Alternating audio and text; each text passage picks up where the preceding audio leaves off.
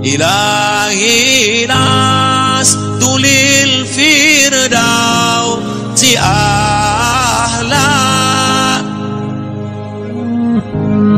ولا أقوى. Hadis Abu Hurairah radhiyallahu anhu. Abu Hurairah radhiyallahu anhu berkata, Rasulullah telah memberikan kepadaku 3 amalan. Ausani khalili bi thalath. Ausani khalili bi thalath. Rasul telah memberikan kepada aku 3 amalan. Ini kata siapa? Abu Hurairah radhiyallahu anhu. Yang pertama, an asuma min kulli syahr 3 ayyam. Setiap bulan puasa 3 hari. Ini amalan pertama. Dijelaskan di hadis yang lain, yang dimaksud 3 hari setiap bulan adalah ayyamul bid, 13, 14 dan 15. Amalan yang kedua, wa an usalli duha, jaga salat duha. Yang ketiga, wa an utira qabla an anam. Wahai Abu Hurairah, jaga witir sebelum tidur. Ini wasiat Rasul kepada Abu Hurairah. Saya begitu baca hadis ini yang sahih, saya pun terkejut. Sepertinya Rasul sudah tahu akhir zaman umatnya bakal suka ketiduran, makanya sudah ada solusi dari zaman Rasul. Abu Hurairah, jaga witir sebelum tidur. Ini buatmu dan umatku yang nanti datang yang suka ketiduran. Udah, Rasul sudah kasih jawabannya. Daripada rugi, tidak sama sekali dapat pahalanya, Rasul SAW mengingatkan, innallaha witrun yuhibbul witr fa'awtiru. Allah maha witir, Allah cinta witir, jagalah witir. Tahu enggak ibu-ibu jamaah sekalian, di mazhab Imam Hanbali ada satu pendapat di dalam mazhab Imam Hanbali, orang yang tidak rutin salat witir tidak boleh jadi saksi nikah.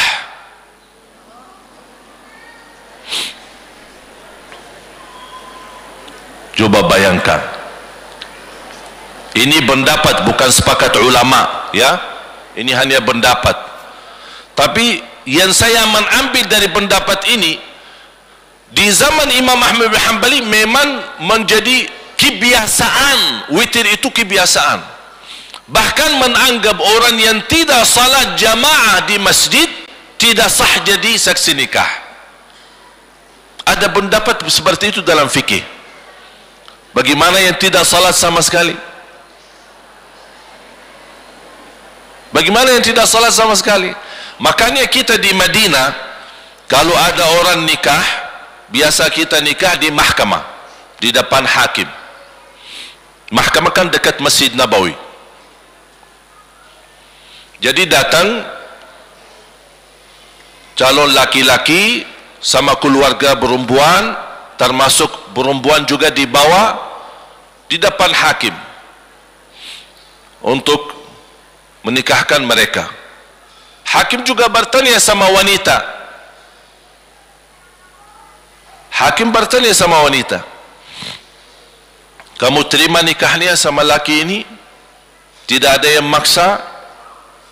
Tidak ada, karena kadang-kadang terpaksa karena aturan budaya, karena kebiasaan keluarga. Jadi hakim harus bertanya langsung sama wanita. Habis selesai, sudah diamankan laki dan perempuan, datang saksi, kan harus ada 2 saksi. Hakim bertanya, salat jamaah enggak? Kalau dia jawab, iya saya salat jamaah, minta dibawain surat dari imam masjid. Ini ahli masjid, surat ini ahli masjid, jamaah kita. Nanti disesuaikan masjidnya sama alamat rumah. Alasan mungkin dia besok kenal masjid, imam masjid mana, tapi dia tidak pernah salat di masjid, cuma karena teman atau keluarga kebetulan. Ini Pak diminta surat ini, saya mau jadi saksi. Begitu ketat. Saya sering menghadiri acara pernikahan, tak pernah saya mendengar yang membawa acara tanya saksi, Pak salat enggak? Kalau bapa tidak salat, mohon maaf kami tidak bisa terima bapa jadi saksi. Kacau acara pernikahan. Itu beda kehidupan kita. Dalam agama ada yang punya kehidupan tapi karena kebiasaan semua jadi boleh aja kan, rahmatan lil alamin. Jadi tinggalin salat, tetap jadi saksi, ujung-ujungnya rahmatan lil alamin. Ini salah guna rahmatan lil alamin. Bapak ibu jamaah sekalian dimuliakan Allah Subhanahu wa taala. Berarti kembali lagi, usia itu nikmat besar. Bahagia seorang yang mampu dengan kecerdasan mengaturkan waktu. Dan subhanallah, kalau kita melihat kehidupan kita sehari-hari, sebenarnya banyak hal yang kita lakukan, tetap dunia kita jalan, tapi ibadah pun bisa jalan. Contoh sederhana, zikir kepada Allah. Apa sih susahnya kita terus gerakkan lidah kita berzikir kepada Allah? Zikir kepada Allah tidak harus wanita dalam keadaan suci. Zikir kepada Allah tidak harus wuduk dulu. Zikir kepada Allah tidak harus menghadapi kiblah. Zikir kepada Allah tidak harus di masjid. Dimanapun kita berada, jalan kaki, di mobil, di rumah, di pas lagi masak, semua kita boleh berzikir. La yazalu lisanuka ratban min dzikrillah. Basahi lidahmu zikir kepada Allah Subhanahu wa taala. Ini salah satu amalan yang menjamin masuk surga. Dengan hanya basahi lidahmu dengan zikir kepada Allah. Amalan yang paling ringan tapi pahalanya yang paling besar, itu zikir. Ringan. 2 kalimat, ringan di atas lidah, berat di atas timbangan, dicintai Allah subhanallah wa bihamdi subhanallahil azim. 2 kalimat, tapi kalau diucapkan memang sangat mudah, ringan, tapi kalau di timbangan di sisi Allah berat timbangannya, pahalanya besar. Bukan hanya berat di timbangan, tapi Allah mencintai kalimat ini. Berarti kalau kita ucapkan kalimat yang dicintai Allah, insyaAllah nanti akan Allah mencintai kita. Qul huwallahu ahad. Rasulullah SAW bersabda, man qara qul huwallahu ahad fil yawmi wal layla 10 marratin bana Allahu lahu baitan fil jannah. Di riwayat qasran fil jannah, sebagaimana di Musnad Imam Ahmad Hanbali, kemudian riwayat Imam Tabarani dan Baihaqi. Rasulullah SAW bersabda, barang siapa yang baca qul huwallahu ahad dalam sehari 10 kali saja, dapat rumah di dalam surga. Di riwayat yang lain, dapat istana di dalam surga. Qul huwallahu ahad 10 kali.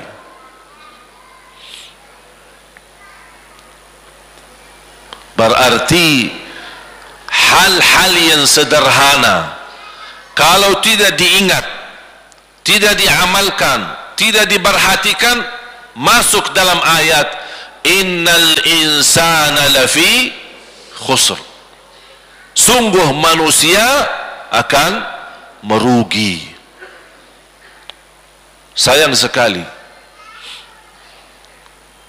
saya tidak minta Bapak Ibu salat 24 jam. Saya tidak minta 24 jam baca Quran. Tapi manfaatkan. Masing-masing usahakan memiliki wirid. Faham wirid? Wirid faham? Wirid.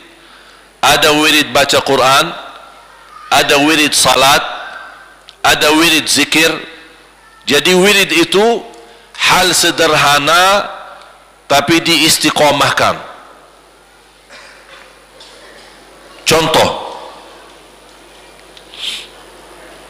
jangan lewat satu hari belum baca Al-Quran. Satu halaman, tidak bisa satu halaman, separuh halaman. Separuh halaman tidak bisa juga. Tidak bisa separuh halaman, satu ayat. Tapi rutin. Lupa baca di rumah, pas di jalan, alhamdulillah sekarang HP ada isinya Al-Quran, silakan baca. Aduh, saya lupa baca wirid saya sampai di mana? Suratul Baqarah ayat 12. Ya baca ayat 12. Ada luang, tidak terganggu, tambah lagi satu ayat. Begitu ada kesibukan, tak apa-apa, stop. Tapi besok jangan lupa, tepat waktu dimaksimalkan dan diusahakan. Apalagi kalau bisa disusun dengan waktu yang tepat. Masing-masing tahu diri, kesibukannya apa, aktivitasnya apa. Ya udah, saya merasa paling tepat waktu adalah habis salat subuh. Habis salat subuh, kalau setiap hari 10 minit saja kita bagi di antara zikir, baca Quran, kemudian bersedekah, baru silahkan ibu-ibu siapin sarapan buat anaknya. Apa ruginya 10 menit? 10 menit mungkin tidak bisa dihitung karena terlalu sederhana. Tapi insya Allah nanti di hari kiamat, Bapak Ibu akan melihat ternyata 10 menit itu yang kita rutinkan menjadi sebab keselamatan kita dari siksa neraka Jahannam. Jadi wirid bagi seorang hamba itu sangat luar biasa manfaatnya. Antara zikir, sedekah subuh. Mengapa saya sebutin sedekah subuh? Karena Rasulullah SAW bersabda, ketika di subuh hari Allah turunkan malaikat khusus mendoakan orang yang bersedekah subuh hari. Allahumma a'ti munfiqan khalafa. Ya Allah, setiap orang subuh berinfak di subuh hari, ganti yang lebih baik. Dan ini sedekah subuh termasuk amalan yang sangat dahsyat. Apalagi kalau disertai doa. Ketika kita bersedekah subuh, ada yang sakit, ya Allah, dengan berkat sedekah subuh ini sembuhkan penyakitnya, cepat terkabul. Saya tidak pernah memberi amalan sedekah subuh yang disampaikan oleh Rasulullah SAW. Alhamdulillah, banyak jamaah yang sudah mendapatkan manfaatnya. Dirutinkan. Walaupun ibu-ibu sedang halangan tidak salat subuh, masih bisa laksanakan sedekah subuh. Sunnah qabliyah ba'diyah hanya 12 rakaat. Tapi dapat sebagaimana bersabda Rasulullah SAW di hadis yang sahih yang diriwayatkan Imam Muslim, dapat rumah di dalam surga. 12 rakaat yang disebut sunnah qabliyah ba'diyah. 2 rakaat sebelum subuh. Cuba hitung sama-sama, karena banyak orang tidak tahu sunnah qabliyah subuh berapa. Saya berapa kali tanya sama jemaah, ada yang bilang 14, ada yang bilang 16, ada yang bilang 10. Yang disebut dalam hadis yang sahih 12. Barang siapa yang menjaga 12 rakaat dalam sehari dan semalam, dapat rumah di surga, yang disebut oleh ulama sunnah qabliyah ba'diyah. 2 rakaat sebelum subuh. Yang dimaksud sunnah qabliyah ba'diyah beda sama sunnah umum. Sunnah qabliyah ba'diyah ada sunnah yang lain, itu namanya sunnah mutlak. Kalau dalam fikih disebut sunnah mutlak. Apa yang arti sunnah mutlak? Umum. Seperti apa? Duha, tahiyatul masjid, sunnah wudu, sunnah hajat, dan yang lain-lain. Itu namanya umum, tidak terkait dengan salat wajib. Tapi kalau sunnah qabliyah ba'diyah, syaratannya apa? Tidak ada sunnah qabliyah ba'diyah kalau tidak ada salat. Artinya apa? Jangan-jangan orang rutin jaga salat sunnah qabliyah ba'diyah tapi tidak salat sama sekali. Lucu ya?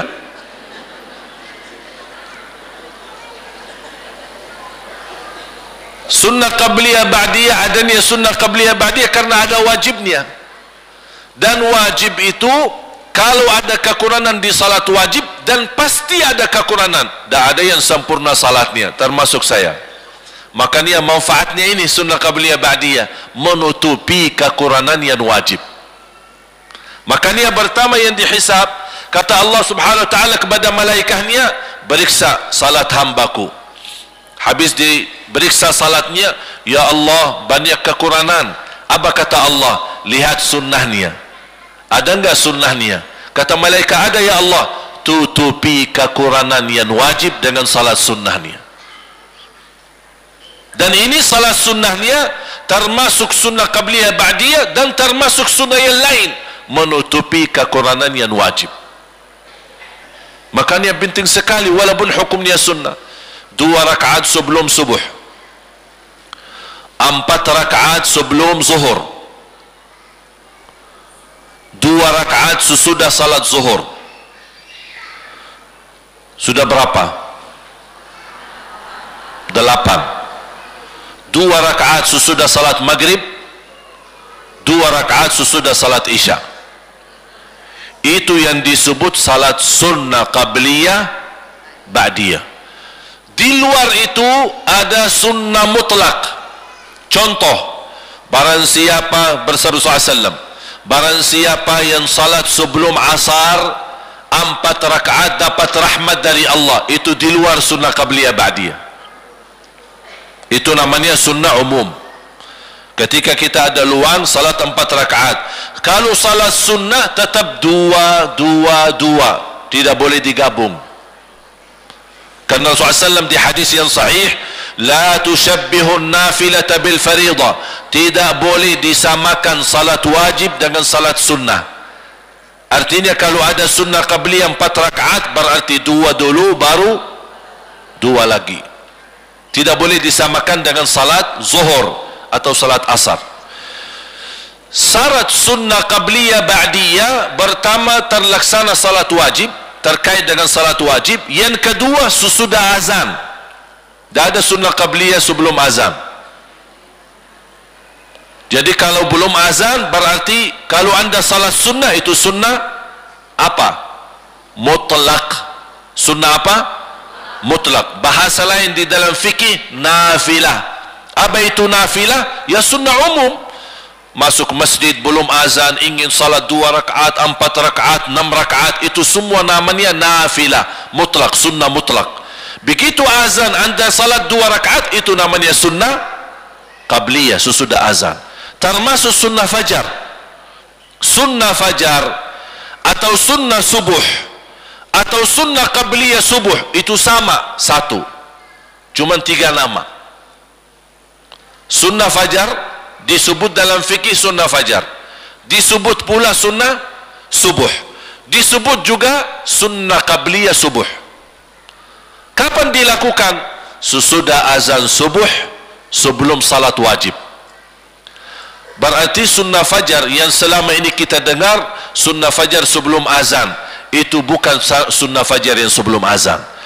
Kalau belum azan, apapun anda salat, itu semua termasuk salat malam, dihitung sebagai salat malam. Nawaitu salat taubat kah, nawaitu salat hajat kah, nawaitu salat apa saja, sama disebut di bawah kata umum salat malam. Karena tidak ada istilah imsak dari salat malam. Faham dia imsak? Kalau lagi puasa kan biasa imsak kan sebelum. Kalau salat malam tidak ada imsaknya. Kapan berhenti salat malam? Kalau dengar azan. Misal ini lagi salat, pas rakaat kita udah mulai Allahu Akbar salat malam, kita lagi sudah 2 rakaat. Pas saya salat dah perhatiin waktu. Ketika saya lagi salat, terdengar azan subuh, saya masih salat, langsung dilanjutkan, habiskan, tidak apa-apa. Bahkan ada satu hadis yang sahih, salatul laili mathna mathna mathna fa in khashiya ahadukum as-subha falyutir. Salat malam dua dan barang siapa yang kekhawatiran masuk waktu subuh, segera tutup dengan witir. Ini bagi orang yang salat malam di terakhir, di ujung.